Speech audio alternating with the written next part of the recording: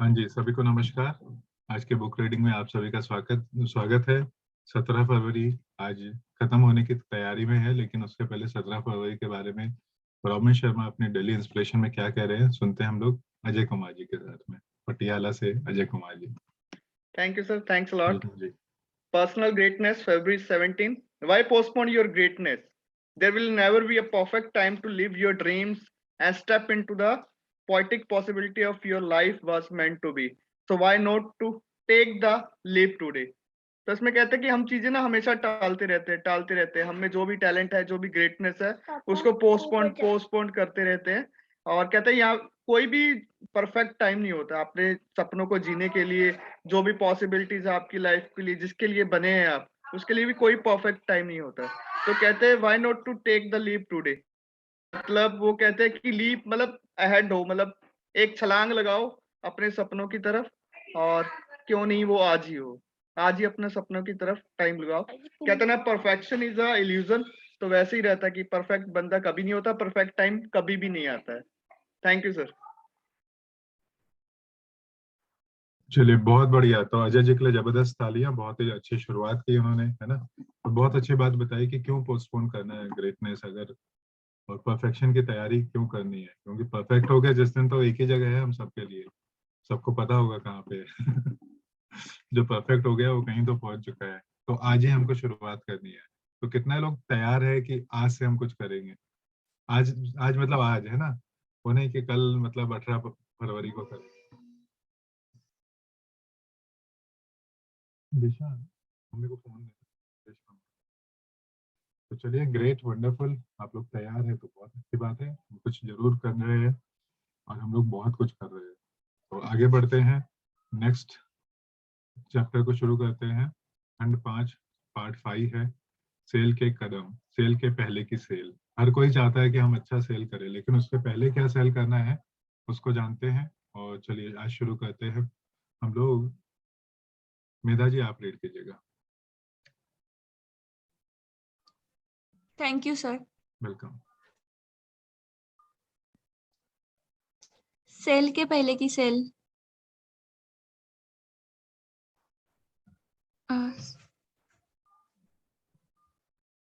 एक मिनट। हाँ सर, हाँ आप पढ़ती हूँ। एक बार जब मैं एक बड़े शिप की डेक पर खड़ा था तो मैं मियामी फ्लोरिडा के डॉक को देख रहा था। उस समय मैंने ऐसी चीज देखी जिसने मुझे यह महत्वपूर्ण सबक सिखाया कि संभावित ग्राहक से मिलने की शैली कैसी होनी चाहिए, और मुझे यह सीखने की बहुत जरूरत थी। उस समय सेलिंग मेरे दिमाग से कोसों दूर थी। मैं छुट्टियां मना रहा था। जब शिप पायर के करीब पहुंचा तो एक जहाजी ने कुछ ऐसी चीज फेंकी जो बेसबॉल की तरह दिख रही थी, जिसके साथ एक पतली रस्सी बंधी हुई थी। पायर पर खड़े एक अटेंडेंट ने अपने बाहें फैलाई, परंतु बॉल उसके सिर के ऊपर से निकल गई और रस्सी बाह के ऊपर गिरी। जब उसने रस्सी को डेक पर खींचा तो मैंने देखा कि इस रस्सी से एक मोटी रस्सी को ऊंचे लोहे की स्तंभ एक रस्सी तो मैंने देखा कि इस रस्सी से एक मोटी रस्सी भी बंधी हुई थी जो पानी में पायर की तरफ बढ़ रही थी। जल्द ही अटेंडेंट ने मोटी रस्सी को ऊंचे लोहे के स्तंभ बोलार्ड के चारों तरफ बांध दिया। धीरे धीरे जहाज पायर के आया और डॉक में बंद गया। तभी मेरे दिमाग में कौंधा कि मैं कई अच्छे संभावनापूर्ण दिखने वाले ग्राहकों को सिर्फ इसलिए खो रहा था क्योंकि मेरे अप्रोच गलत थी। मैं उन्हें हौसर फेंकने की कोशिश कर रहा था। उदाहरण के तौर पर, कुछ दिन पहले की बात है। एक होलसेल बेकर ने मुझे अपनी बेकरी के डिलीवरी प्लेटफॉर्म से बाहर फेंकने की धमकी दी थी। मैं बिना अपॉइंटमेंट लिए उसकी बेकरी में घुस गया था और इससे पहले कि वह यह समझ पाता कि मैं कौन था, किस कंपनी की तरफ से आया था और क्या चाहता था, मैंने सेल्स टॉक शुरू कर दी। कोई ताज्जुब नहीं कि वह इतना अशिष्ट हो गया। उसने मुझे वही लौटाया जो मैंने उसे दिया था। अब मुझे हैरानी है कि मैंने इतनी भारी मूर्खता कैसे कर दी। तो ग्रेट, वंडरफुल वंडरफुल, बहुत बढ़िया रीडिंग। मेधा जी के लिए जबरदस्त तालियां। तो मेधा जी आप बताएंगे आपने क्या लर्न किया इसमें से? Thank you sir.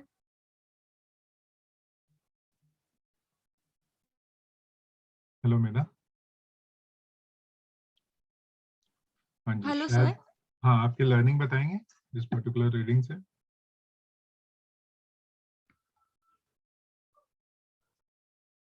Hello. I think मेधा की आवाज नहीं आ रही है ना? सो हमने यहाँ पे एक चीज देखा कि बहुत बार हम लोग ऐसी गलती करते हैं, है ना, कि हमारी अप्रोच ही गलत होती है। और उसको कुछ एग्जाम्पल से बताने की बहुत अच्छी कोशिश की है। तो मेधा जी के लिए जबरदस्त तालियां, बहुत ही बढ़िया तरीके से उन्होंने रीड किया है।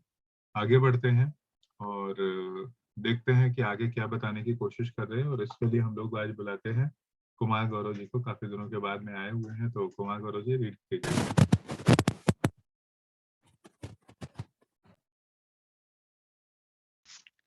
Yes, sir. हाँ Good ji, evening, sir. Good evening. Good evening, all of you. छुट्टियों के बाद लौटे हैं सर। जी जी जब मैं छुट्टियों के बाद लौटा हूँ, मैंने आज अजय जी का उसमें फेसबुक में स्क्रॉल कर रहा था तो उसमें आया था, आपका एक वीडियो आ रहा था।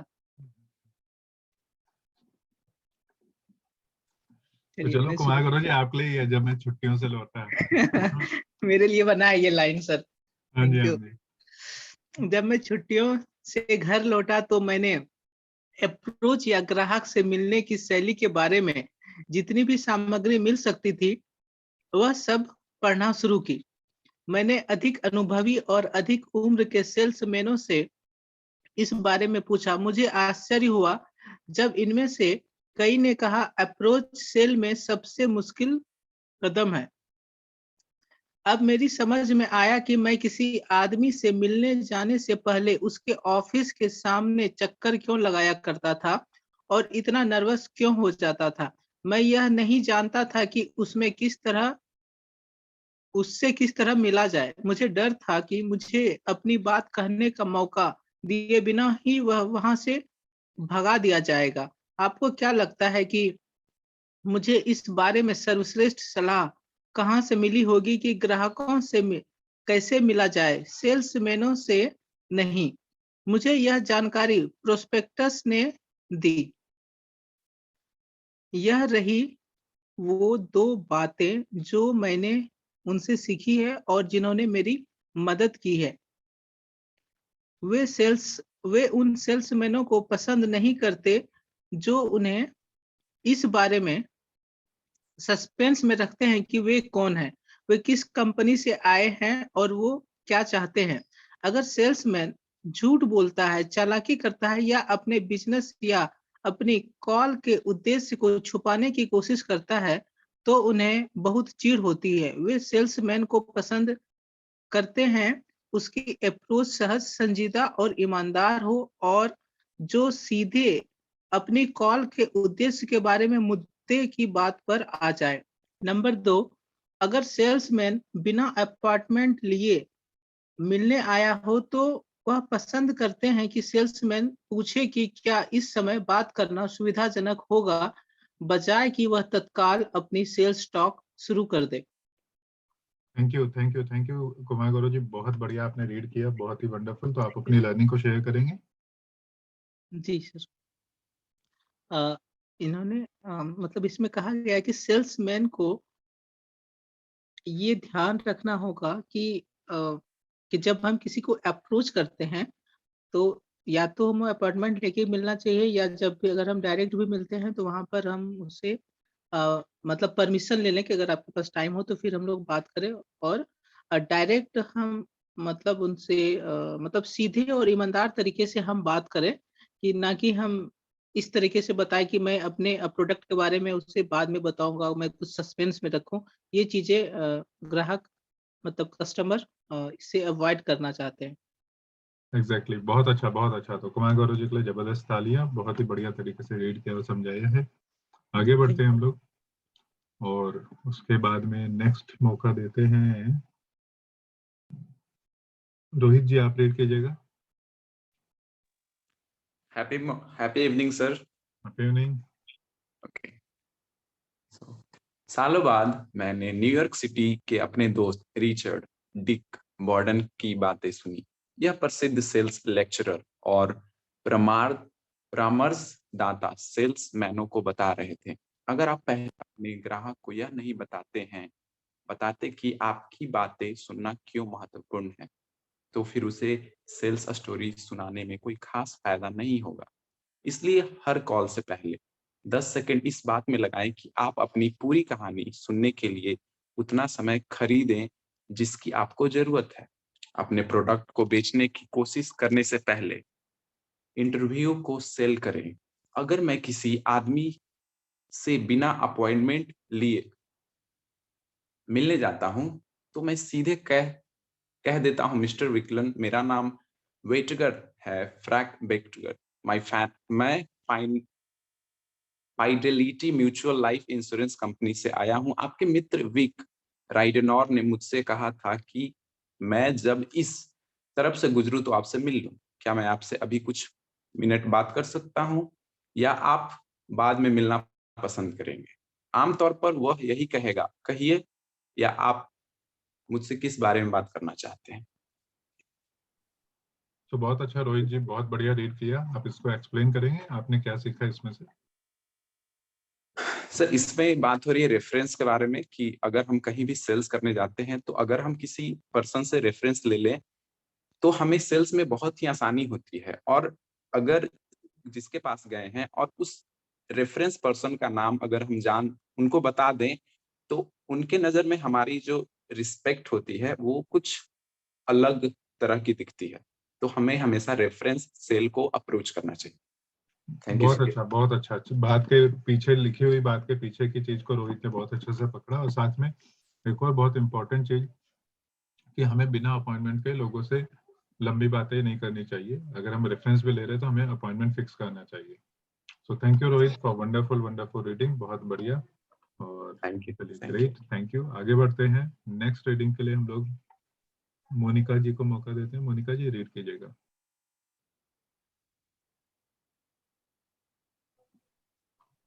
Yes sir. हाँ जी। आपके बारे में मेरा जवाब होता है, मेरे बारे में क्या? वह आमतौर पर पूछता है। अब अप्रोच का सबसे महत्वपूर्ण क्षण आ गया है। अगर आप इस सवाल का तत्काल या संतोषजनक जवाब देने के लिए तैयार नहीं है तो बेहतर यही होगा कि आप वह कॉल करें ही नहीं।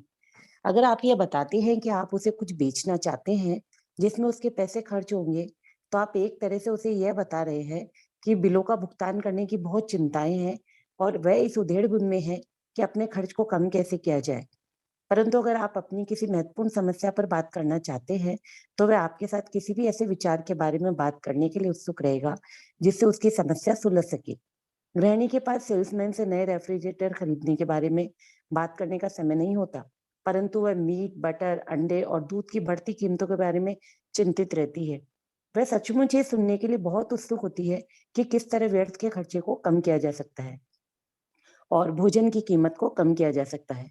व्यस्त युवक जूनियर चैम्बर ऑफ कॉमर्स में शामिल होने में रुचि नहीं लेता, परंतु अधिक दोस्त बनाने में, प्रसिद्ध होने में, अपने समुदाय में सम्मान पाने में और अपनी आमदनी को बढ़ाने की संभावना में जबरदस्त रुचि लेता है। कई बार तो सफल अप्रोच में किसी तरह की अप्रोच टॉक की जरूरत ही नहीं होती। मैं आपको कुछ और उदाहरण देना चाहूंगा। हाल ही में मेरे घर पर एक शाम को मेरे एक मित्र ने, जो एक प्रसिद्ध मैन्युफैक्चरिंग कंपनी से लंबे समय तक जुड़ा रहा है, मुझे यह कहानी सुनाई। बहुत अच्छा मोनिका जी, वंडरफुल, बहुत बढ़िया आपने रीड किया। तो थैंक यू सर। मोनिका जी, आप अपनी लर्निंग को शेयर करेंगे जो आपने रीड किया उसमें? हाँ सर, इसमें ये बोला उन्होंने कि जो एक लेडी के पास ये मतलब एक गृहिणी जो होती है वो सेल्समैन से नए रेफ्रिजरेटर खरीदने के बारे में बात नहीं करती है। वो सिर्फ जो दूध की कीमत बढ़ती हुई है, जो भी कीमतें बढ़ी हुई है, इनके बारे में वो चिंता करती है। और यह सुन कहाँ गया, मतलब वो व्यर्थ के खर्चों को किस तरह से कम कर सकती है, इसके बारे में वो जानने के लिए उत्सुक होती है कि भोजन की कीमत को किस तरह से कम किया जा सकता है। व्यस्त युवक जूनियर चैम्बर ऑफ कॉमर्स में शामिल होने में रुचि नहीं लेता, वो अधिक दोस्त बनाने में रुचि लेता है और अपने आप को पॉपुलर करने में अधिक रुचि लेता है और अपने समुदाय में सम्मान पाने में, ये इनमें इन चीजों में वो जबरदस्त रुचि लेता है। तो बहुत बढ़िया मोनिका जी, बहुत बढ़िया आपने रीड किया, जबरदस्त, तालियां हो जाए मोनिका जी के लिए। थैंक यू हाँ सर। जी, आप भी कर दो। चलिए, तनुष ने भी आपके लिए तालियां कर दी हैं। Thank you sir, thank you Tanuj. हाँ जी, त्रिशा ने भी कर दिया। तो यहाँ पे एक और चीज जो समझनी चाहिए हमें कि अगर हम किसी को कुछ बेचना चाहते हैं और उसका खर्चे बढ़ाना चाहते हैं तो लोग उससे पीछे भागेंगे, लेकिन अगर हम उसकी कोई समस्या का समाधान देते हैं तो लोग उसके पीछे भागेंगे, है ना। एक से लोग भागेंगे और एक में आपके पीछे भागेंगे। तो हमें है ना, इसलिए प्रॉब्लम्स को ढूंढना चाहिए, और कहते हैं जितनी बड़ी प्रॉब्लम उतना बड़ा सॉल्यूशन, उतना बड़ा आप पैसे बना सकते हैं। तो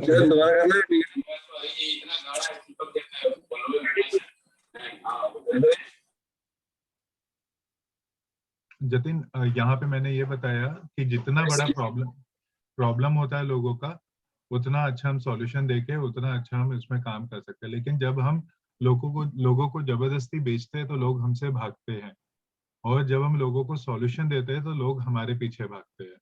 कौन सी सिचुएशन अच्छी है, पहली दूसरी? पहली वाली कि लोग हमको देख के भागे।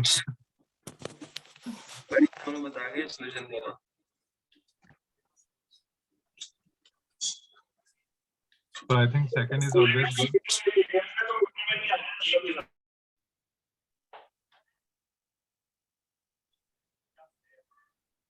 चलिए आगे बढ़ते हैं, और आगे कहानी क्या थी उसको सुन लेते हैं हम लोग, ठीक है। तो इस कहानी को रीड करने के लिए हम लोग यहाँ पे डॉक्टर सुमित रीड कीजिएगा। फिलाडेल्फिया के बाहर सेल्समैन के रूप में यह मेरी पहली ट्रिप थी। मैं पहले कभी न्यूयॉर्क सिटी नहीं गया था। उस बड़े शहर से पहले का आखिरी स्टॉप न्यूयॉर्क था। जब मैं अपने प्रॉस्पेक्ट के स्टोर में घुसा तो वह ग्राहक के साथ व्यस्त था। उसकी 5 साल की बच्ची फर्श पर खेल रही थी। वह एक प्यारी सी बच्ची थी और हर पल भर में ही दोस्त बन गए। मैंने उसके साथ सामान के बंडलों के चारों तरफ कई खेल खेले।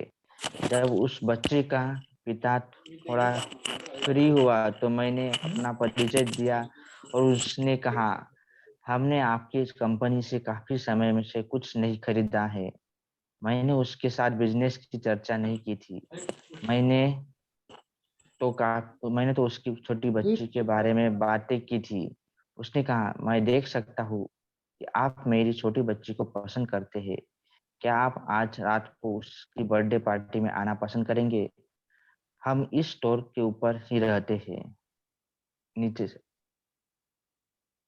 इसके बाद न्यूयॉर्क की अपनी पहली झलक देखने चल दिया, और यह सिर्फ एक झलक ही थी। सेविल में ठहरने के बाद और थोड़ा नहाने के बाद वे न्यूयॉर्क लौटा और पार्टियों में भाग लिया। उस शाम का हर मिनट आनंददायक था। मैं वहां आधी रात तक ठहरा। जब मैं चलने लगा तो मैं बहुत रोमांचित था। हमारी कंपनी को उस ग्राहक ने अब तक का सबसे बड़ा ऑर्डर दिया था। मैंने उसे कुछ बेचने की कोशिश नहीं की थी। मैंने तो सिर्फ उस छोटी लड़की से मधुर व्यवहार करने के लिए समय निकाला था। इस तरह की अप्रोच कभी असफल नहीं होती। यह सेल्समैन इतना विनम्र था कि उसने मुझे अपने नाम के प्रयोग की अनुमति नहीं दी, परंतु वह बाद में अपनी कंपनी का सेल्स मैनेजर बना, फिर जनरल मैनेजर और आखिरकार प्रेसिडेंट बना गया। एक ऐसी कंपनी का जिसने 100 से भी अधिक साल में अपनी श्रेष्ठता सिद्ध कर दी।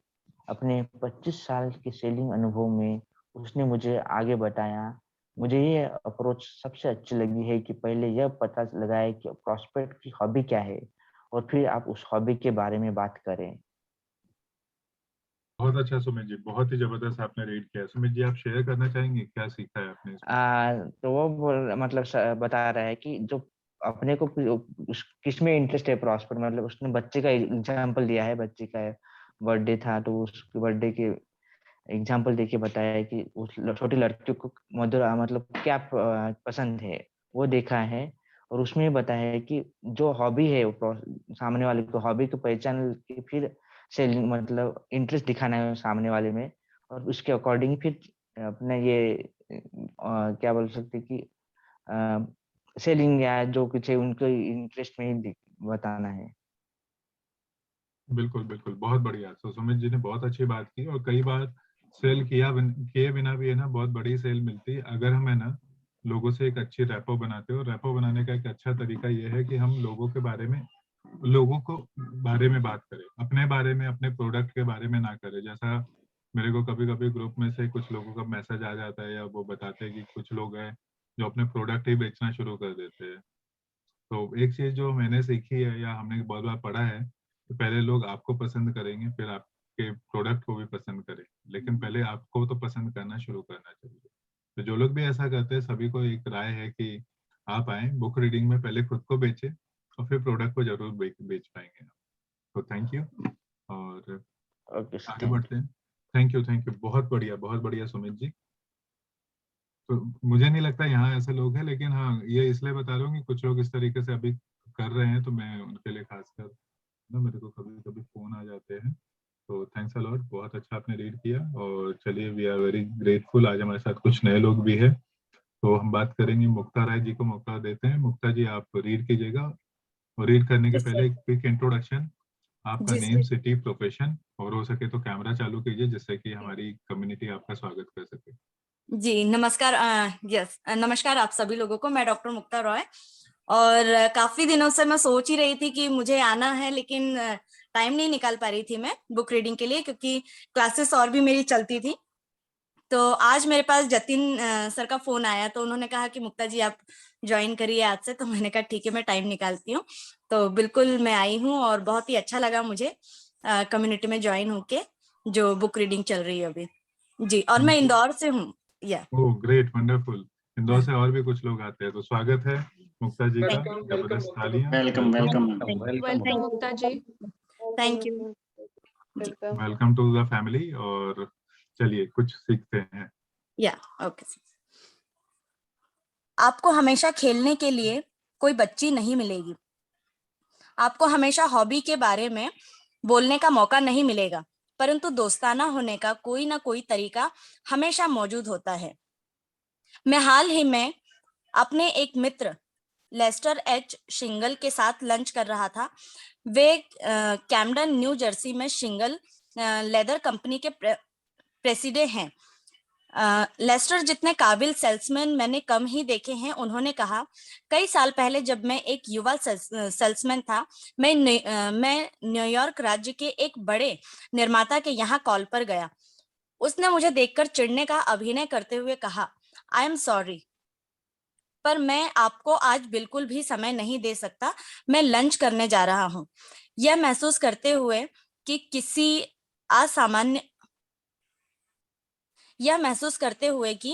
असामान्य अप्रोच की जल्दी ही जरूरत है। मैंने कहा, क्या आप अपने साथ मुझे भी लंच पर ले चलेंगे मिस्टर पिट्स? वह थोड़ा आश्चर्यचकित हुआ, परंतु उसने कहा, बिल्कुल आइए। हमने जब लंच किया तो मैंने उससे बिजनेस के बारे में एक शब्द भी नहीं कहा।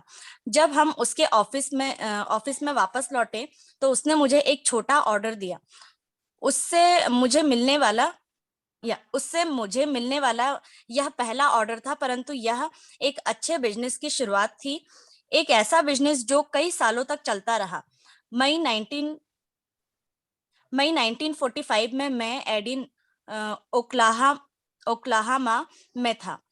वहां पर मैंने डीन निमेयर नाम के रिटेल शू सेल्समैन के बारे में सुना, जिसने हाल ही में एक दिन में 105 जोड़ी जूते बेचकर एक तरह का विश्व रिकॉर्ड कायम किया था।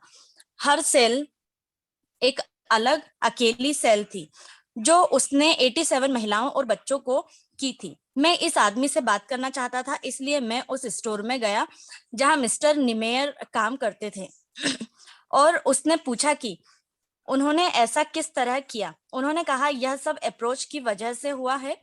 आप ग्राहक को दुकान के गेट पर किस तरह से अप्रोच करते हैं, उसी से या तो ग्राहक खरीदता है या फिर नहीं खरीदता है। Thank you Mukta ji, wonderful reading, बहुत बढ़िया। तो आप अपनी लर्निंग को शेयर करना चाहेंगे? हाँ, थोड़ा बहुत उसमें यही बताया हुआ है कि मतलब जो मतलब जो सारी बातें हो रही थी वो किस तरह से अपने कस्टमर से बातें कर रहे थे, किस तरह से क्या है, तो ये हमें अपने ऊपर डिपेंड करता है। अगर हमको लोगों को अप्रोच करना है, लोगों को बताना है, तो हमें अपने आप को सही ठहराना होगा। और भी बहुत सारी चीजें थी। हाँ जी, हाँ जी, बहुत अच्छा है ना। Yeah. सो जबरदस्त तालियां हो सकती है। मुक्ता जी के लिए बहुत बढ़िया तरीके से रीड किया, अच्छे से समझाया। तो चलिए आगे बढ़ते हैं। ठीक है, और इस अप्रोच में क्या चीज बात कर रहे हैं उसको समझने की कोशिश करते हैं। और किशोर जी, आप रीड करना चाहेंगे?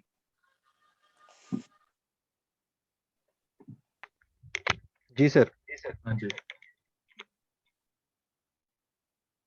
मैं ये देखने के लिए उत्सुक था कि उसकी बात का क्या अर्थ है, इसलिए मैंने उस सुबह उसे रिएक्शन में देखा। वह सचमुच ग्राहक को सहज अनुभव कराता है। वह एक सच्ची और दिल से निकली मुस्कान के साथ जाता है और ग्राहक से दरवाजे पे मिलता है। डीन के सहज, आरामदेह, मददगार तरीके से ग्राहक खुश होता है और वह सही स्टोर में आया है। बैठने से पहले ही ग्राहक उसका माल खरीद चुका होता है। इन तीन आदमियों ने अपनी अप्रोच में सेलिंग से पहले और शायद सबसे महत्वपूर्ण कदम का प्रयोग किया है। सबसे पहले खुद को बेचो। मैंने पाया कि मैं अप्रोच में जो भी करता हूँ, आमतौर पर उससे यह तय होता है कि मैं ग्राहक के दिमाग में कहाँ पर खड़ा हूँ। मैं ऑर्डर लेने वाला हूँ या सलाहकार। अगर मेरी अप्रोच सही है तो जब मैं अपनी सेल्स प्रस्तुति देता हूँ तो इंटरव्यू मेरे हिसाब से चलता है। अगर मैं इस शैली में असफल होता हूँ तो इंटरव्यू ग्राहक के हिसाब से चलता है। मैं इस अध्याय के अंत में उस अप्रोच टॉक को बताना चाहूंगा जिसका प्रयोग मैं करता हूँ। इस टॉक को विकसित करने में मुझे कई साल लग गए और यह अब मेरे लिए अमूल्य है। मैं आपको यह सलाह देना चाहूंगा कि आप अपने सेलिंग के विशिष्ट क्षेत्र में इसके किसी हिस्से का अनुवाद करके इसका इस्तेमाल करें। यहाँ सर बताया गया है कि सबसे पहले आप प्रोडक्ट को न बेचते हुए खुद को सेल करना सीखो। और जब भी आप कस्टमर से सामने बैठते हो तो कस्टमर के दिमाग में क्या चल रहा है वो उसको आप अंडरस्टैंड करना होता है। वहाँ अगर आप ऑर्डर लेने वाला बनते हो कि आप उनके रिक्वेस्ट यानी सलाहकार बनते हो, तो वहाँ दोनों का बताया कि अगर आपका अप्रोच सही है सेल्स में, अगर आप सेल्स बराबर कर रहे हो तो जो आपका जो सेल्स आपके हिसाब से होगा और आप उस सेल्स में पास होंगे। बट उस सेल्स में अगर कस्टमर आपका ये कर रहा है कि वो आपको सलाह दे रहा है कि ये वो करना है, तो आप वहाँ फेल हो जाओगे। कस्टमर के हिसाब से आपको चलना पड़ेगा। और यहाँ फिर लास्ट में उन्होंने एक बताया कि हमारे जो मेंटर है उन्होंने बताया कि उन्होंने लास्ट में एक टॉक बताया कि अप्रोच टॉक को उन्होंने बताया कि उन्होंने ये टॉक को सीखने में कई साल लग गए और ये एक सबसे अमूल्य उनका ये बताया गया है ये सेल्स का। आप ये सेल्स के किसी भी फील्ड में आप इसका इस्तेमाल करके आगे बढ़ सकते हैं। थैंक यू बहुत सर। बढ़िया, बहुत बढ़िया। किशोर जी के लिए जबरदस्त तालियां। और एक बहुत इंपॉर्टेंट चीज जो इसमें लिखी है, सबसे पहले खुद को बेचो, है ना। सो जो हम थोड़ी देर पहले बात कर रहे थे, बहुत अच्छा किशोर जी, बहुत अच्छा आपने रीड किया। चलिए आगे बढ़ते हैं हम लोग। नेक्स्ट रीड करने के लिए कौन रीड करना चाह रहे हैं? मित्रा जी, आप रीड करेंगे? Yes sir. हाँ जी। मित्रा जी के बाद में नैना जी के पास में आते हैं। Thank you. हाँ मैं यहाँ से है ना, मैं मिस्टर कोथे। हाँ जी, हाँ जी। मैं मिस्टर कोथे, मैं आपके बाल या आपकी आंखों के रंग से आपकी स्थिति नहीं बता सकता। ठीक उसी तरह जिस तरह कि अगर मैं किसी डॉक्टर के ऑफिस में जाऊं और उसे कुछ भी बताने से मना कर दूं, तो डॉक्टर मेरी स्थिति या बीमारी को कैसे समझ सकता है। वो डॉक्टर मेरे लिए ज्यादा कुछ नहीं कर पाएगा, नहीं क्या? मिस्टर कौथे आमतौर पर मुस्कुराते हुए, नहीं, ये सही नहीं, ये सही है। मैं तो आपके साथ मेरी ये स्थिति है, बेहतर होगा कि आप कुछ हद तक मुझे अपने विश्वास में ले लें। दूसरे शब्दों में मैं आपको ये बता सकता हूँ कि कुछ विचार भविष्य में कभी आपके लिए मूल्यवान साबित होंगे, परंतु उससे पहले मैं आपसे कुछ सवाल पूछना चाहूंगा। मिस्टर कौथे, पूछिए, आपके क्या सवाल हैं? मैं, अब अगर मैं आपसे कुछ ऐसे सवाल पूछूं जिनके जवाब आप ना देना चाहें तो मैं बुरा नहीं मानूंगा, मैं समझता हूँ। परंतु अगर आपकी और मेरी बातें आपको तीसरे आदमी से सुनने को मिले तो इसका मतलब ये होगा कि आपने उन्हें बताया है, क्योंकि मैं ये बातें किसी को भी नहीं बताऊंगा। ये चर्चा पूरी तरह गोपनीय रहेगी।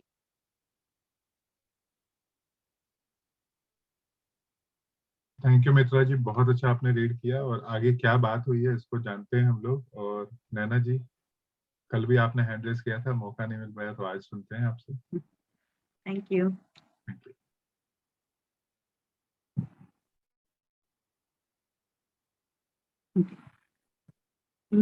मैंने पाया है ग्राहक हमेशा मेरे सवालों के सहजता से तभी जवाब देता है जब मैं अपनी, ये क्या है, क्वेश्चनर क्वेश्चनर को तब तक निकालूं जब तक कि वह पहले सवाल का जवाब न दे रहा हो।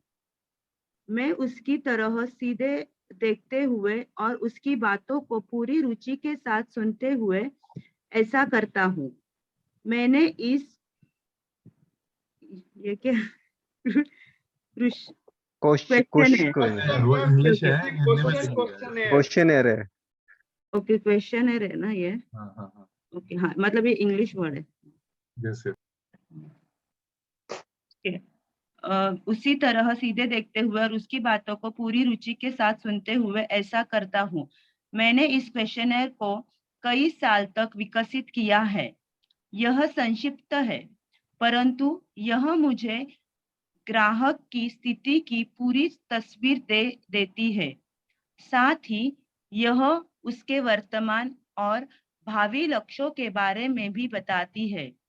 मैं सवालों के इस दौर को जितनी जल्दी पूरा कर सकता हूँ, कर लेता हूँ। इसमें मुझे 5 से 10 मिनट का समय लगता है, जो इस बात पर निर्भर करता है कि वह कितना बोलता है। यहाँ कुछ अंतरंग प्रश्न है जिन्हें पूछने में मैं नहीं हिचकता। फर्स्ट, अगर आपकी मृत्यु हो जाए तो आपकी पत्नी की कितनी न्यूनतम मासिक आमदनी की जरूरत होगी? सेकंड, 65 साल की उम्र में आपको कितनी न्यूनतम मासिक आमदनी की जरूरत होगी? थर्ड, आपकी जायदाद की वर्तमान कीमत कितनी होगी? स्टॉक, बॉन्ड, दूसरी सिक्योरिटीज या रियल एस्टेट? हाथ में कैश कितना है? साल में कितनी कमाई होती है? आपका जीवन बीमा, हर साल आप बीमे पर कितना खर्च करते हैं? आपका इस तरह के अंतरंग सवाल पूछने में डरने की कोई जरूरत नहीं है, अगर यह आपके विशिष्ट बिजनेस पर लागू होते हैं। आप मेरी ही तरह एक अच्छी अप्रोच टॉक से ग्राहक को उन सवालों के जवाब देने के लिए तैयार कर सकते हैं।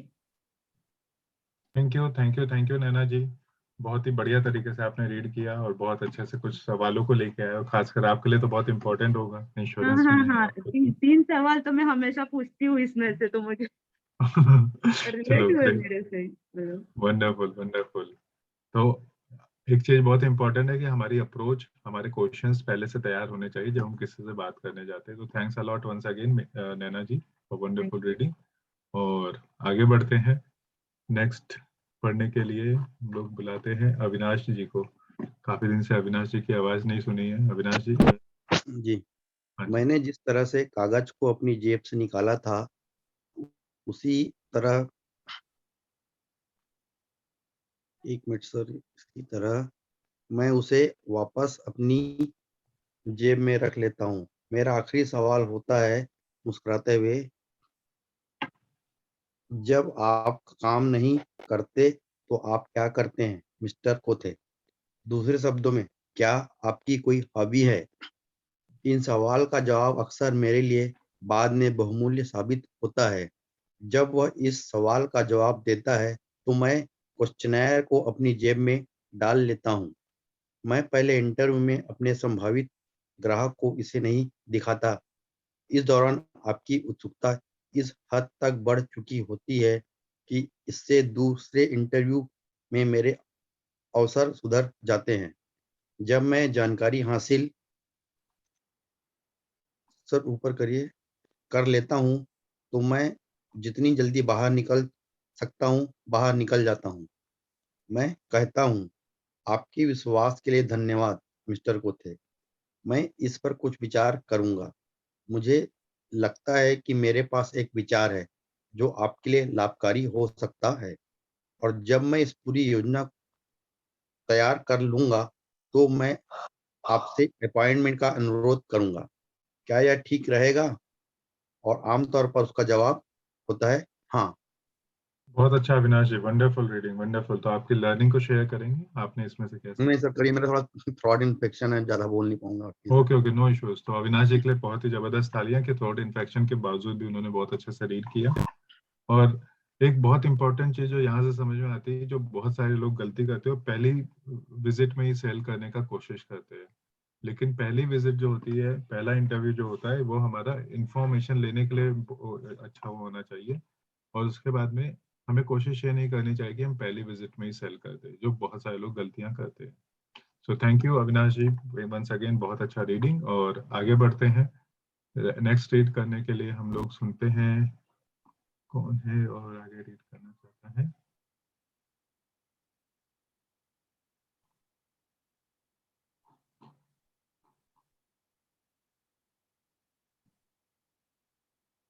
पंकज जी, आप रीड कीजिएगा।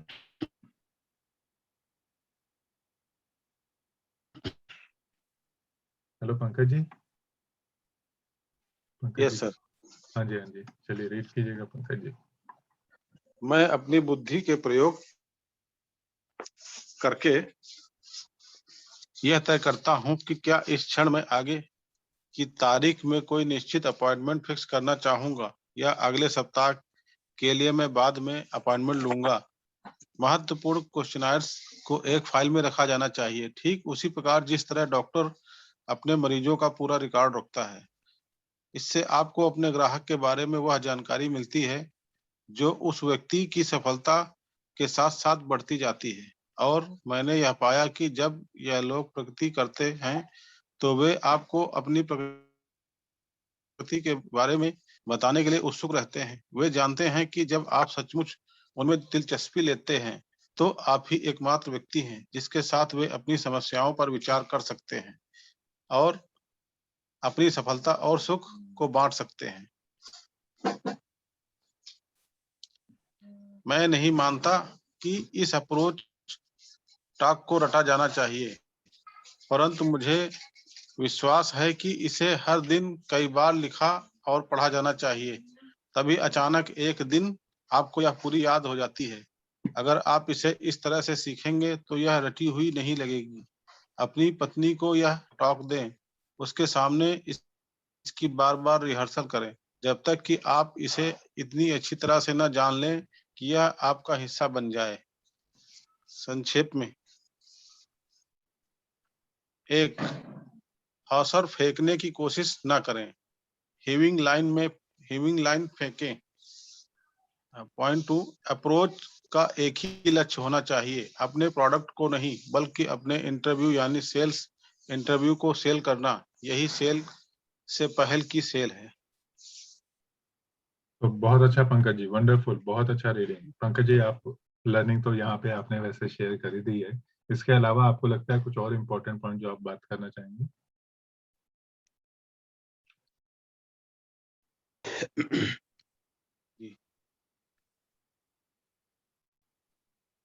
आई थिंक पंकज जी का आवाज नहीं आ रहा है, लेकिन बहुत अच्छे तरीके से उन्होंने बताया है कि हमारी जो अप्रोच है या सेल्स है ना, उसको हमें कोशिश करना चाहिए कि नेचुरल लगे। और नेचुरल कब लगेगी? जब हम इसकी बहुत बार प्रैक्टिस या रिहर्सल कर लेंगे। तो ये बहुत अच्छा नहीं लगता है कि हम किसी चीज को रटते हैं, पढ़ते हैं। जैसे कई बार ऐसे शब्दों का हम इस्तेमाल करते हैं जो शायद बहुत नेचुरल हमारे बोलने से ना लगते हो। तो अगर हम इनको नेचुरल तरीके से बोलेंगे तो वो ज्यादा अच्छा लगता है सामने वाले को। तो वो हमें उसकी प्रैक्टिस करनी चाहिए। और दो इम्पोर्टेंट लर्निंग जो आज के चैप्टर से हैं कि हमें, है ना, पहले तो हमने बात किया कि हम बड़ी मछली पकड़ने की एकदम कोशिश ना करें। हम पहले उनके साथ में, है ना, एक रैपो बनाने का कोशिश करें। और जब भी हम किसी से मिले तो हमारा अप्रोच ये होनी चाहिए कि हम प्रोडक्ट को ना सेल करें, हम पहले हमारे इंटरव्यू को सेल करें, है ना। और इम्पोर्टेंट एक चीज था कि सबसे पहले खुद को बेचे, प्रोडक्ट को बेचने से पहले। सो thank you all for wonderful reading today. कल हम जो सीखेंगे, कल नया चैप्टर होगा इस बुक में से। जतिन, हम आपके पास में आएंगे थोड़ी देर के बाद में, है ना, सवाल जवाब की तरफ। तो कल हम पढ़ने वाले नया चैप्टर जो होगा अपॉइंटमेंट लेने का रहस्य। कैसे लेते हैं अपॉइंटमेंट? बहुत लोग सोचते होंगे कैसे लेना चाहिए, है ना, दिक्कत आती है। तो कल हम इस चैप्टर को पढ़ेंगे और 8 है पेज, तो कल हम इसको कंप्लीट कर लेंगे। अब हम लोग थोड़ा सा यहाँ पे एक विराम लेते हैं। और अगर देवांशु जी आ चुकी हैं तो, या पहले जतिन का एक सवाल ले लेते हैं, फिर हम देवांशु जी के पास में आते हैं। जतिन, आप बात कीजिएगा पहले। हाँ जतिन, बोलिए।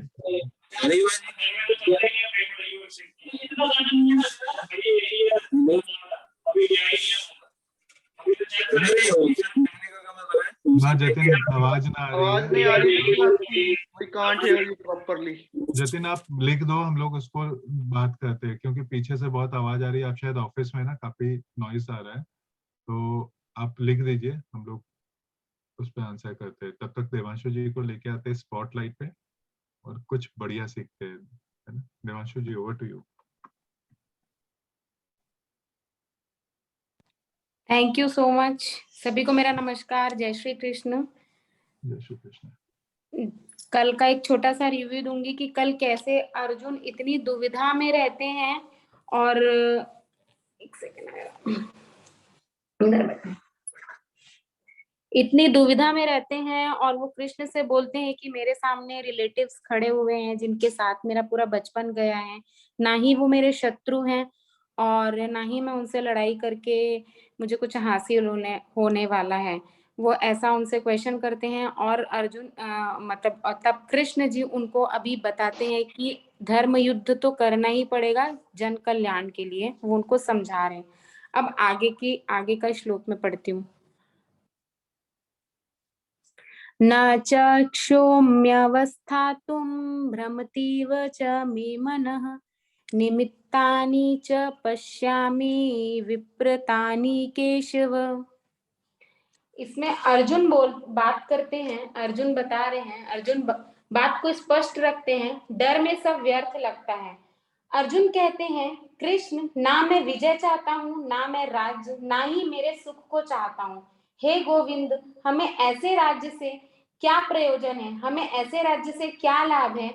इस विषाद में अर्जुन सब कुछ त्याग देने को तैयार है। धन दुनिया उन्हें कुछ भी नहीं चाहिए। वो तो इतने भयभीत हो चुके हैं कि इस समय वो धन दुनिया छोड़कर सिर्फ युद्ध से बचना चाहते हैं। इन्हीं लक्षणों को हमें भी पहचानना है ताकि ऐसी अवस्था में हम वो करें जो कृष्ण ने अर्जुन को बताया है। नेक्स्ट श्लोक।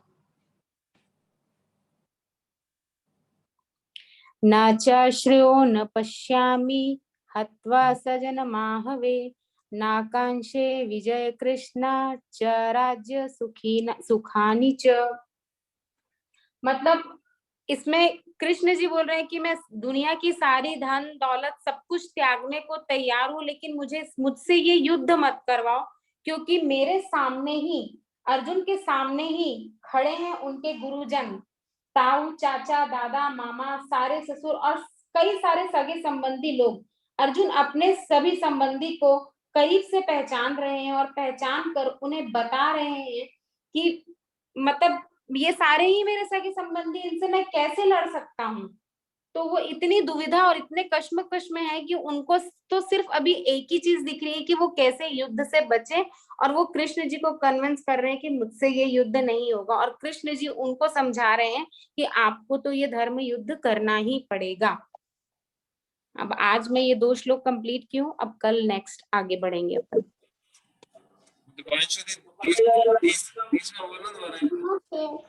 एक सेकंड हटो, इधर बैठो। Thank you Devanshu ji, wonderful, बहुत बढ़िया तरीके से बताया। किसी को कुछ सवाल है इस पे, कुछ है तो आप पूछ सकते हैं।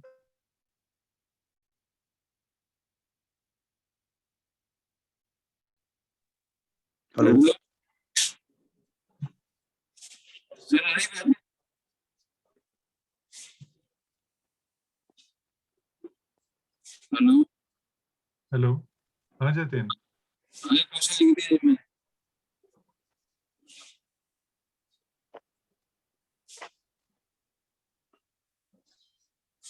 चलिए हम लोग है ना आगे जतिन के कुछ सवाल को ले लेते हैं। क्या हो सर, फेंकने की कोशिश ना करे मींस, अच्छा अप्रोच टॉक मींस। ओके, तो कौन बताना चाहेगा जतिन के सवालों का जवाब, कौन देना चाहता है?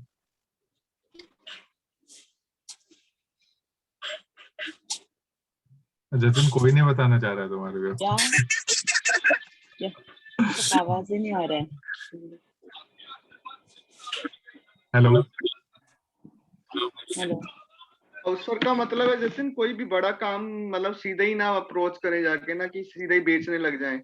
मतलब आप सीधे ही जाके बड़ी मछली, जैसे सर ने एग्जांपल दिया था, बड़ी मछली पकड़ना जाके कोई लेट, मतलब ऐसा अप्रोच होना चाहिए कि आप मतलब लाइट पन से शुरू करें, मतलब कोई भी छोटा अप्रोच से शुरू करें। जैसे सीधे ही जाके आप हावी हो जाते हैं, मैं अजय कुमार, मैं आया हूँ आपको ये प्रोडक्ट बेचने के लिए, ये वो। आप जाएं पहले थोड़ा रिलेशन बिल्ड करें उससे, कुछ भी मतलब तो कोई भी लाइट नोट से आप कुछ भी बात कर सकते हैं। जैसे उसकी हॉबी क्या है, उसकी क्या प्रॉब्लम है, मतलब उसको जैसे बताया था ना इसमें, उसकी बेटी का बर्थडे मनाते हैं, तो उसने एक लाइट खेला, मतलब उसने बिजनेस की बात भी नहीं की, बट उसको बिजनेस अपने आप ही मिल गया। तो मतलब जो टारगेट है ना सेल से पहले की, सेल्स जो टॉपिक ही यही है कि सेल सीधा जाके सेल नहीं करना, उसके पहले आपको कैसे अप्रोच करना है अपने कस्टमर को, वो ज्यादा मायने रखता है। तो हाउसर का मतलब ये किसी आई थिंक गेम की कोई टर्मिनोलॉजी है कि मतलब जाके सीधा ही अपना बड़ी मछली ना पकड़े, आप थोड़ा मतलब धीरे से शुरुआत करें, जाके अप्रोच आपका कैसे रहता है वो बताया गया है। ठीक है, जतिन का एक और सवाल है, ये था अप्रोच टॉक का मीनिंग क्या है, तो आप बताएंगे फिर से अजय जी? हाँ, अप्रोच वही है कि आप कैसे मतलब टच पॉइंट क्या है आपका कस्टमर को जाके सीधा, जैसे वो इसमें एग्जांपल दिया था कि एक बंदा जाता है अपनी सेल करने के लिए, तो वो कहता कि मैं तो भाई मेरे पास टाइम नहीं है, मैं चला हूँ अपना लंच करने। तो वो कैसे अप्रोच करता है, तो उसको वो पूछता है कि मैं भी आपके साथ क्या लंच करने जा सकता हूँ, ये अलग अप्रोच है।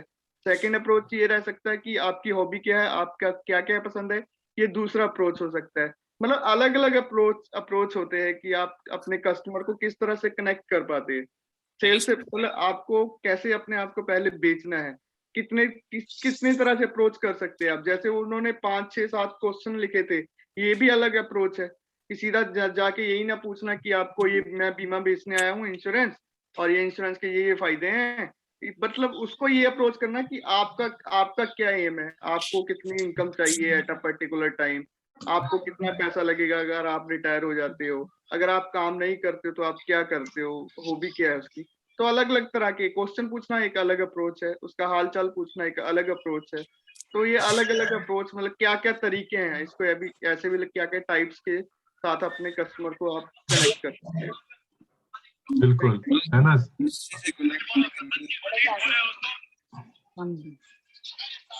आई थिंक रोहित आप कुछ पूछना चाह रहे थे, आपने हैंड रेज किया था। सर मैंने सेल्स ब्रह्मास्त्र में सेल्स अप्रोच के बारे में कुछ पढ़ा था, जिसमें कि उसमें बताया गया था कि selling is all about selling dream. I mean हमें ड्रीम बेचना है। हम कोई भी प्रोडक्ट अगर बेच रहे हैं तो उसके बारे में हमें वहां पे कस्टमर को दिखाना है कि इसे खरीदने के बाद आपको कितना बेनिफिट हो सकता है, और हमें बीच बीच में अपने ब्रांड के बारे में बताना है कि मैं इस कंपनी से आया हूँ, और आई मीन बीच बीच में, और लास्ट में हमें एक बज क्रिएट करना है, एक ऐसा सिचुएशन कि कस्टमर को वो प्रोडक्ट इतना जरूरी लगने लगे कि वो बाय कर ले। बिल्कुल बिल्कुल, बहुत अच्छा रोहित, आपने इसको ऐड किया, थैंक यू। और नैना जी कुछ कहना चाह रही है तो नैना जी को लेके आते हैं। नैना जी बात कीजिएगा। मेरा आवाज कमी कशा हो रहा है? हेलो। अब अभी ना जैसे मतलब जो मैं जानती हूँ क्योंकि मेरे इंश्योरेंस फील्ड से रिलेटेड शायद ये बुक है पूरा, तो जो हमें सिखाया गया, जैसे मैं एक इंस्टीट्यूट में जाती हूँ ना, तो ये बुक पूरा का पूरा वही है एक्चुअली, ऐसे मुझे लग रहा है। एक मिनट, शौर्य आवाज सुन। तो हमें जो बताया गया है ना, ये प्री अप्रोच का, जैसे हम लोग ने इसमें ये बुक में इसके पहले भी जो कुछ लेसन्स हम लोग ने जो रीड किए थे ना, तो उसमें भी ये प्री अप्रोच की ही बातें हुई थी। मतलब pre approach it means not a sale, क्योंकि वो सेल नहीं होना चाहिए। प्री अप्रोच में काफी सारी चीजें होती है जो हम लोग फॉलो नहीं करते हैं। तो प्री अप्रोच में अप्रिसिएशन का भी एक टॉपिक हुआ था इसमें, तो अप्रिसिएशन भी होता है।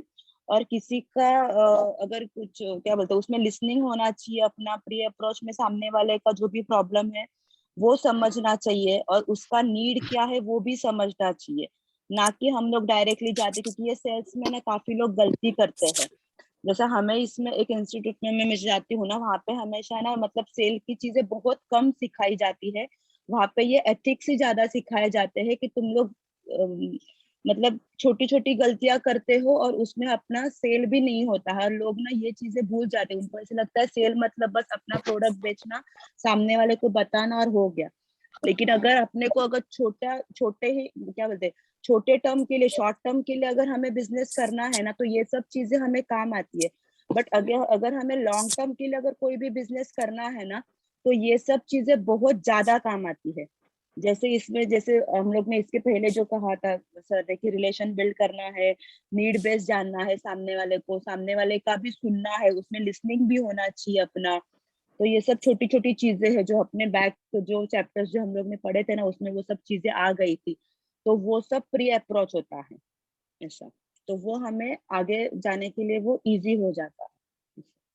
तो थैंक यू नैना जी, आपने बहुत अच्छे तरीके से इसको ऐड किया। जबरदस्त ताली हो सकती है नैना जी के लिए भी। और अभी सब लोग अपना कैलेंडर को निकाले, कल के कैलेंडर को, और इसको लिखेंगे। जो लोग नए हैं उनके लिए एक बार फिर से मैं बता देता हूँ। और एक पल्लवी जी करके जुड़ी हुई है, शायद निकल गए हैं, जिसने भी उनको बुलाया उनको गाइड कीजिए, शायद उनका ऑडियो कनेक्ट नहीं था।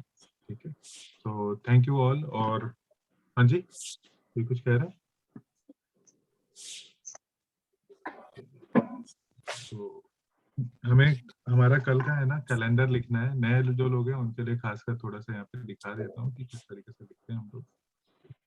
और spotlight, let me bring my self. तो यहाँ पे भी हमको स्पॉटलाइट को भी, वर्चुअल बैकग्राउंड को भी निकालना होगा।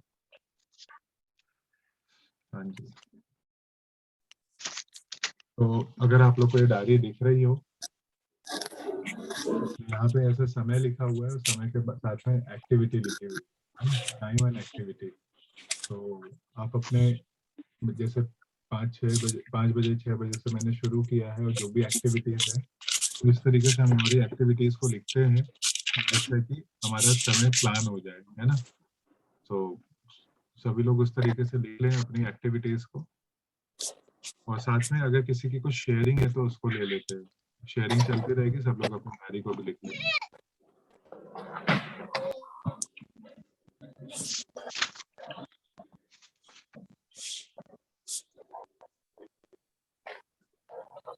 हाँ जी, कोई शेयर करना चाहता है?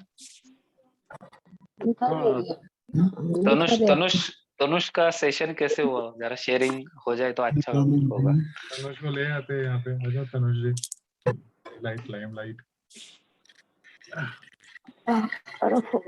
तनुष महाराज जी आ गए हैं। तो तनुष बताएंगे आज तनुष ने अपना बुक रीडिंग शुरू किया है ना। तो तनुष, कैसा लगा आपका बुक रीडिंग, कैसा रहा? मजा आया आपको? कुछ बोली खाए तो ली।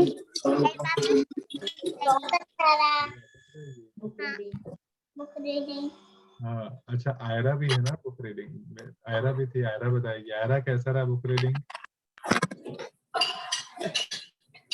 अब आयरा की आवाज नहीं आ रही है। आयरा बोल नहीं रही है इसलिए। आयरा की आवाज नहीं आ रही।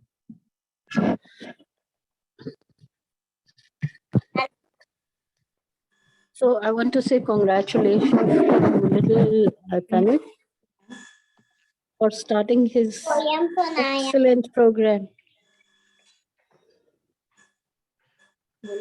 बच्चे लोगों को भी आ गया दिमाग में, है ना। और भी कोई बच्चे हैं जो पार्टिसिपेट किया था, उनको भी ले आते हैं, है ना। हाँ, अजय जी के थे ना, अजय जी के, नेहा जी, हाँ वो जी।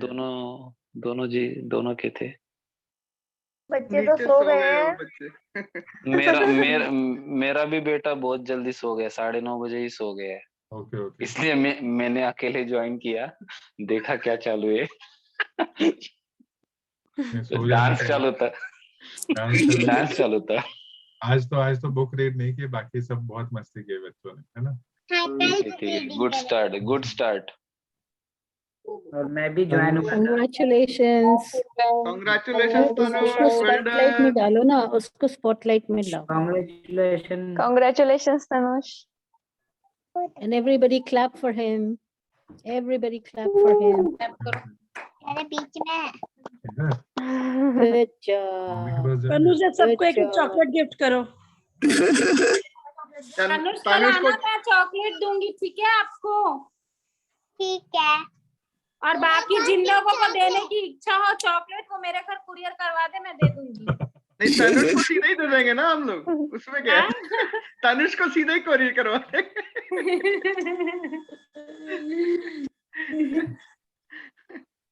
जब रिट्रीट का क्या करना है, जल्दी जल्दी बताओ। तो टोकन मनी देना है, अगर जो लोग इन हैं उनके हिसाब से फिर आगे की नेक्स्ट प्लानिंग होगी। उसके लिए मैं कहता हूँ कि अलग से सेशन रखो, उसमें फिर देखते हैं, डिस्कशन करो कैसे करना है कैसे नहीं करना है। तो बिल्कुल हम लोग उसको लर्न एकेडमी के सेशन में पहले एक बार डिस्कस कर लेते हैं, है ना। कल रहेगा, उसमें थोड़ा डिस्कस करते हैं कि कैसे उसको आगे लेके जाना है। साथ में स्टॉक मार्केट के लिए भी मैंने आप लोग को पेमेंट लिंक भी दे दिया है, जो लोग भी इंटरेस्टेड है, और फॉर्म भी दे दिया है। आप लोग जो भी इंटरेस्टेड है वो करिए। और एक और बहुत इंपॉर्टेंट चीज मैं शेयर करना चाह रहा था, कहाँ गया, हाँ जी। ये जो हमने थोड़े दिन पहले शुरू किया था ना, सेल्फ लॉ चैलेंज, तो इस पे ये जो ऐप हम बात कर रहे थे इम्पैक्ट वाला, इसमें हम लोग एक टीम में आ सकते हैं। और अभी तक कुछ लोग इसमें टीम में आ चुके, जैसे राजेंद्र केवलिया जी है, अजय जी है, और कौन है, और भी कोई तो एक आ गया था। अभी इसमें ये दिख रहा है कि हमारी लर्न एकेडमी से, मतलब बुक रीडिंग कम्युनिटी से 424 रुपीज हमने पिछले 3 दिन में डोनेट कर दिए, जिसमें से सबसे ज्यादा 200 रुपए से ज्यादा अजय नहीं किए। लेकिन ये टीम एफर्ट है, तो मतलब ये है कि हम सब एज अ टीम यहाँ पे इस ऐप को यूज कर रहे हैं, और SBI हमें हेल्प करता है इसको, है ना, वो करने के लिए, डोनेट करने के लिए। हम जो कदम ताल करते हैं, तो आप लोग इसमें जुड़ सकते हैं। और हम जो चैलेंज को हमने लिया है कि हम लोग सेल्फ लॉ चैलेंज की बात कर रहे थे, तो हम जितना भी चलते हैं, एक्टिविटीज करते हैं, एक्सरसाइज करते हैं, उसका यहाँ पे कुछ पॉइंट्स बनता है। उस पॉइंट से कुछ रुपए हमारी तरफ से, है ना, जरूरतमंद लोगों को चला जाता है। जैसे आज मैंने कुछ यहाँ पे किया है, बाकी लोगों ने भी किया हुआ है ना। आप लोग भी ऐसे किसी इनिशिएटिव में हमारे साथ में जुड़ सकते हैं और हेल्थ को भी अपनी मेंटेन कर सकते हैं। इसके अलावा किसी की कुछ शेयरिंग हो तो उसको ले लेते हैं, नहीं तो फिर हम सेशन को करते हैं क्लोज। कुछ नहीं, चलिए कोई बात नहीं, तो आज के लिए हम इसको क्लोज करते हैं। तनुज बहुत खुश है, कल उनका फिर से एक सेशन होने वाला है, टाइमिंग शायद कुछ करेंगे उसमें। हेलो, हाँ जी। हेलो, हाँ विपिन, कुछ कहना चाह रहे हैं? इम्पैक्ट वाला ऐप यूज कर रहा था, यू नहीं हो रहा था, पता नहीं क्या हो गया। मैं इम्पैक्ट वाला ऐप यूज किया, लेकिन हो नहीं रहा था वो कुछ वर्क, उससे कुछ हो नहीं रहा था, रन नहीं कर रहा था, स्टेप काउंट नहीं आ रहा था उसपे। अच्छा, उसका सेटिंग को देखना पड़ेगा, हम लोग देख लेंगे एक बार। और एक और अच्छी बात कि आज हमारा लर्न एकेडमी का पेज इंस्टा पे अजमत ने बना दिया, तो थैंक्स अजमत के लिए जोरदार तालियां। और थोड़ा सा अजमत का टाइम और दिमाग दोनों मैंने लिया है ना, थोड़ा सा एनर्जी के साथ में हमने उसको फेसबुक के पेज से भी लिंक कर लिया है। तो thank you Azmat for your wonderful support. Great. हमने ज्वाइन भी कर लिया। अजमत उसमें एक काम करना है, जो लिंक दिया है ना बुक रीडिंग का या जो अपना, वो बायो में डालना, क्योंकि वो पोस्ट में एक्सेसिबल नहीं होता है। तो किसी को भी प्रमोट करना है तो लिंक इन द बायो ऐसे करके उसको प्रमोट करना है, क्योंकि उसमें जो एक्सेसिबल नहीं होता, पोस्ट में कोई भी लिंक डालते हैं, तो वो बायो में लिंक डालोगे तो वो बेटर रहेगा वो। अरे लिंक हमको भी भेजो ना, ये इंस्टा वाला ना, इंस्टाग्राम पे। हाँ है, व्हाट्सएप कम्युनिटी में भेजा हुआ है वो अच्छा बुक रीडिंग। तो देखो होली कब है सबको पता है ना, होली तक है ना, जिसने जिम्मेदारी ली है 1000 काउंट तक लेके जाने का है। फिर उसके बाद में ठाकुर आएगा और होली के बाद पूछेगा होली कब है रे? कितना आदमी है। Is it 17th? Holi is 18th, I believe. 18th of March. Okay, I'll be reaching India on that day. Oh, Great. welcome. Your welcome will be with the colors of Holi. Colors. Yeah, thank you. To the colorful land. Colorful. To the colorful land. Yeah. Colorful welcome. Thank you. So, chaliye friends, bye bye, good night. Bye bye all. Great day. Bye bye. Good night all. Good night all. Good night. Bye bye. Bye bye. Night. Good night, Tanush. Bye. Good night, Tanush.